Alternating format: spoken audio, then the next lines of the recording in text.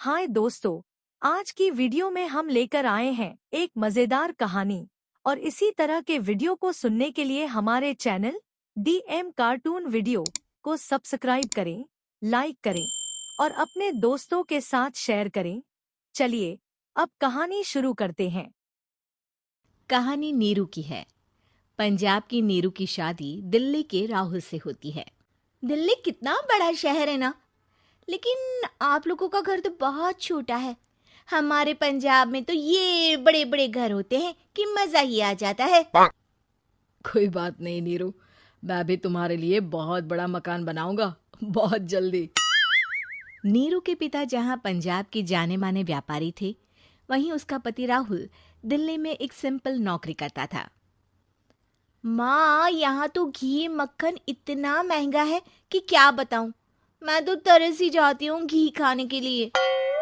नीरू की माँ को ये सुनकर बहुत दुख होता है। मेरी बेटी को घी नसीब नहीं हो रहा है और ये बहू यहाँ बैठकर घी में शक्कर डाल रही है। देख वनिता, मैं साफ कह रही हूँ, इस घर में जितना घी आएगा उतना ही मेरी बेटी के घर दिल्ली भी जाएगा।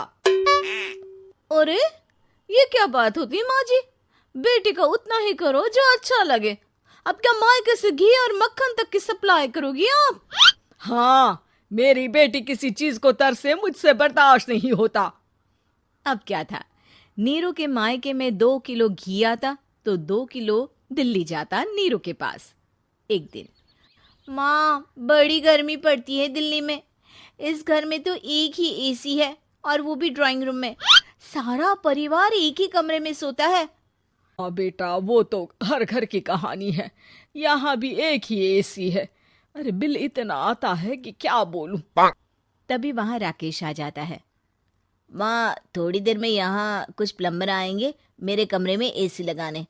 जरा ध्यान से लगवा देना ना माँ। ओए, ऐसे कैसे तेरे कमरे में एसी लगेगा? हाँ राकेश, एक बार बात तो कर लेता। अरे पापा, वो वनिता को गर्मी में नींद नहीं आती। ड्राइंग रूम में सबके साथ सोने में वो अनकंफर्टेबल है, इसलिए। अरे पूरे परिवार के साथ वहां तेरी बहन नीरू भी तो सोती है। वो नहीं हो रही क्या अनकंफर्टेबल? समझ रहा है ना? अगर एसी लगेगा तो एक दिल्ली में तेरी बहन के कमरे में भी लगेगा, तभी तू लगा सकेगा। राकेश वनिता को सारी बात बताता है। वनिता करती भी क्या, मन मार कर बैठ जाती है। माँ, ये लोग ठीक नहीं है, क्या करूं मैं? अरे बेटी, यहाँ आ जा, तू यहाँ आकर रह ले। अरे छोड़ दे ऐसे पति को। कैसे छोड़ दूं माँ? समाज क्या कहेगा, लोग क्या कहेंगे? वैसे भी मेरा एक बेटा है मयंक। अरे हटा बेटा, तेरी उम्र ही क्या है? इतनी परेशान रहेगी तो काम कैसे चलेगा? खैर, बात आई गई हो जाती है। माँ को लगता है कि नीरू ठीक है, तो वहीं नीरू के मन में एक ही लाइन चल रही होती है, यहाँ आ जा। माँ ने तो बोल ही दिया है कि यहाँ आ जा। बस मयंक थोड़ा सा बड़ा हो जाए, इन गरीबों को छोड़कर मैं वापस माँ के पास ही चली जाऊंगी। वो इसी सोच में बाजार में चल रही थी कि मैम, आपका दुपट्टा जमीन को छू रहा है। नीरू जैसे ही उस लड़के की तरफ देखती है, देखती ही रह जाती है। हाय रे, कितना सुंदर लड़का है ये। अब क्या हुआ? मैंने कहा आपका दुपट्टा। तो खुद ही उठाकर दे दो ना। लड़का समझ जाता है कि नीरू उस पर फिदा हो चुकी है। वो उससे उसका नंबर लेकर चला जाता है। अब क्या था, नीरू और रोहित में लगातार बातें होने लगती है। मैं हरियाणा का रहने वाला हूँ, यहाँ एक बड़ी कंपनी का मैनेजर हूँ। अच्छा, और कितने बच्चे हैं तुम्हारे? बच्चे?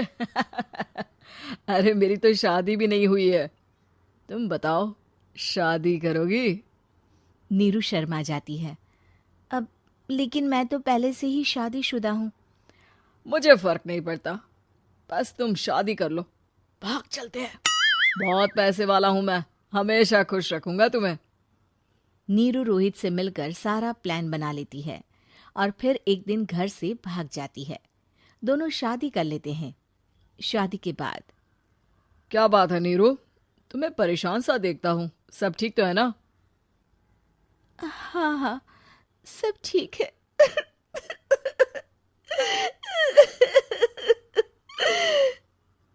ये कहते कहते ही वो रोने लगती है।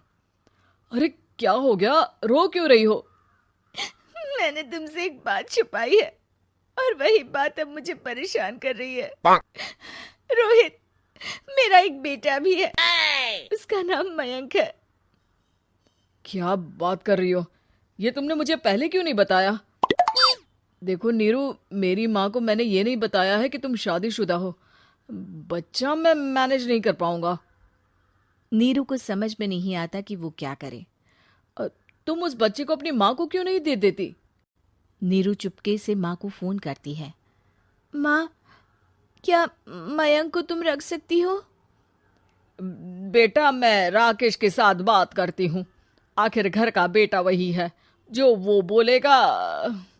वैसे भी बेटा, तूने जो किया है ना, उसके बाद से पूरा घर तेरी बुराई कर रहा है। मैं भी अब किसी से तेरे लिए लड़ नहीं सकती। राकेश बेटा, नीरू ने तो जो किया बहुत ही बुरा किया, लेकिन मैं सोच रही थी कि क्यों ना मयंक को हम यहाँ ले आए। तभी वनीता बोल पड़ती है। वाह जी, ऐसे कैसे यहाँ ले आए? यहाँ क्या भंडारा भरा है? और जिस बच्चे की माँ ने नहीं सोचा, उसके लिए हम क्यों सोचे? नीरू को एक बार तो अपने बच्चे के बारे में सोचना चाहिए था ना। अरे लेकिन तेरे पास भी तो लड़का नहीं है ना वनीता। माँ, वनीता ठीक बोल रही है। कल को वो बड़ा होकर इसी घर का हिस्सा मांगेगा तो हम क्या करेंगे? माँ कहती भी तो क्या, वो चुप रह जाती है। वहीं नीरू का पहला पति कहता है।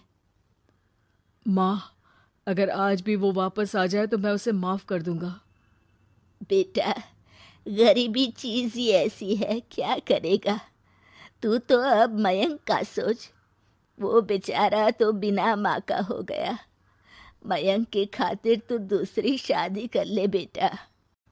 लोगों के लाख समझाने के बाद नीरू के पहले पति की शादी रिद्धि से हो जाती है, जिसके पहले पति से 2 बच्चे होते हैं। देखो जी, मैंने शादी सिर्फ बच्चे के खातिर की है। मैंने भी शादी सिर्फ बच्चों के खातिर की है। वहीं नीरू के दूसरे पति के मन में ये बात घर कर जाती है कि नीरू एक मासूम बच्चे को उसके खातिर छोड़ कर आई है। अब देखो नीरू, मुझे लगता है कि जो औरत अपनी कोख का बच्चा छोड़ सकती है, वो तो कुछ भी कर सकती है। कल को तुम्हें मुझसे अच्छा कोई मिल गया तो तुम तो मुझे भी बाय बाय कर दोगी ना। नीरू को अब उसका दूसरा पति ताने देना शुरू कर देता है। तंग आकर नीरू उसके यहाँ से भागकर अपने पहले पति के पास चली जाती है, लेकिन ससुराल में क्या लेने आई है नीरू, मयंक को?